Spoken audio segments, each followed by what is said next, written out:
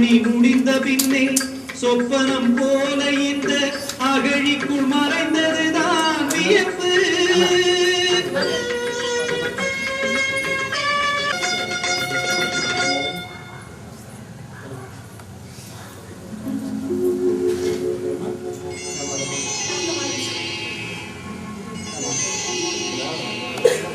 அங்கொன்று இங்கொன்றார் ஆடி ஓடி வந்த 64 புண்ணிய தீர்த்தங்களும்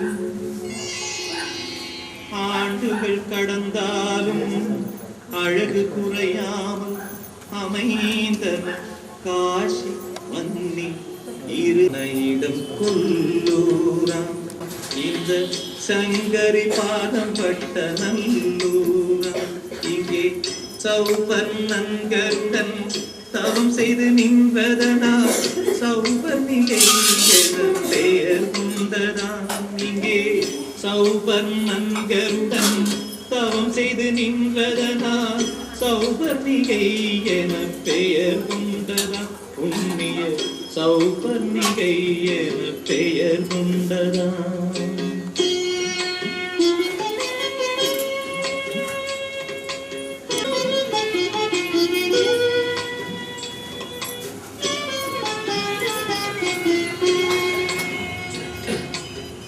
காலிடை கரை தொட்டு பூநிலை புனலாடும் புண்ணிய சௌபர்ணிகையின் ஓரத்திலே காலிடை கரை தொட்டு பூநிலை புனலாடும் புண்ணிய சௌபர்ணிகை உயரம் கொண்ட அரவத்தின் புற்று ஒன்று சாலைகள் சந்திக்கின்ற சதுக்கத்தில் நிற்க கண்டு சங்கரர் மனம் கடந்தார் சந்நிதியில் நிற்போம் சென்று.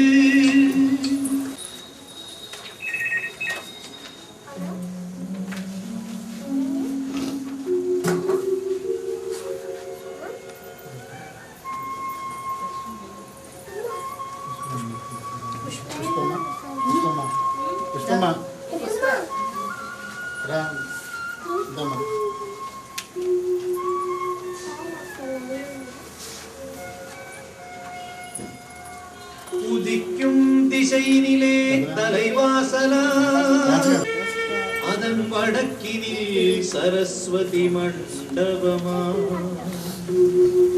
சங்கீத ஞானியரும் சாகித்ய மேதைகளும் கவிகளும் கலைஞர்களும் சேருவாரா பொங்கி எழும் கடலலை போல் உன் புகழ் மாலைகளை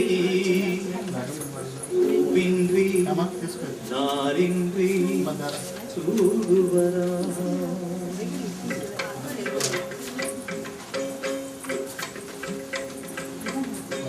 தென்மேற்கிலே பிராணலிங்கேஸ்வரர் சந்திரமௌலீஸ்வரர் நஞ்சுண்டேஸ்வரர்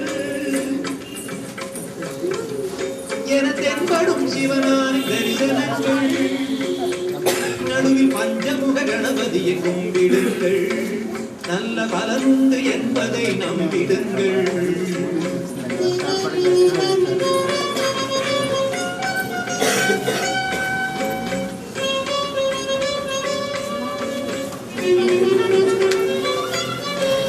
ஆஞ்சநேயர் அங்கு வடமேற்கிலே நின்று அன்னை பிராட்டியை போற்றுகின்றார்.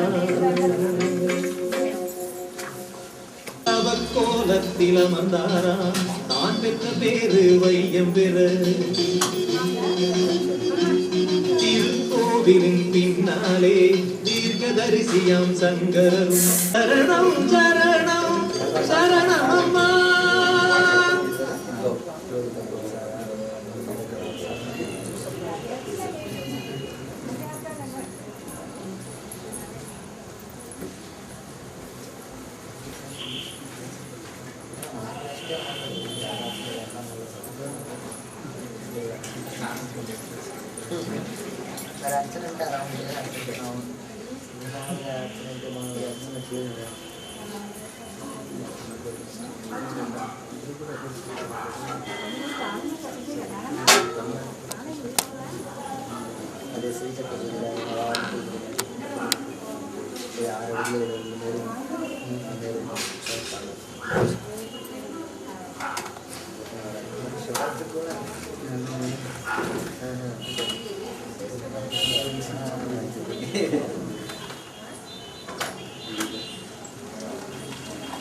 ఓకే మీరు అన్న